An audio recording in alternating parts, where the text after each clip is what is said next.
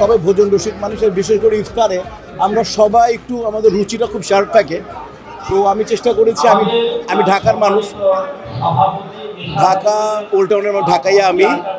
তো আমি চেষ্টা করি ঢাকাইয়ারা এক ইফতারি খাই, ওটা আমি ছোঁয়া রাখতে চেষ্টা করছি ঐতিহ্যবাহী। যেমন ছিল মোরগ পোলাও, ছিল একেবারে শাহী মোরগ পোলাও ছিল, তারপরে জাফরান দিয়ে আমি পেস্তা বাদামি শরবত করছিলাম, আর আমি একটা মানে ইফতার বক্স করছিলাম যাতে সবাই খুব তৃপ্তি সহকারে খায়, খেজুর, জিলাপি।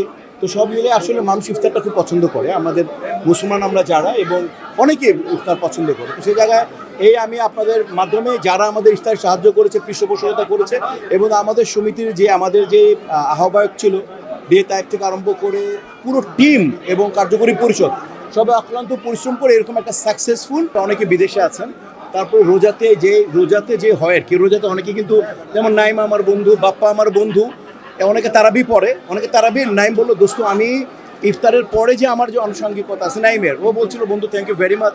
কিন্তু অনেকেই কিন্তু যদি উত্তরা থেকে আসা যাওয়া সব মিলে, তো ওই জায়গা থেকে মানে সবাই কিন্তু এখন খুবই ব্যস্ত জীবন পার করতেছে। তো ওই ব্যস্ত জায়গা থেকে অনেকেই আসবে, এটা মেনে নিতে হবে, এটা এমন কিছু না। বাস মূলত সাধারণ শিল্পীরা যাদের মনে করেন মূল আমরা টার্গেট করি, তারা সবাই আসছে, আলহামদুলিল্লাহ।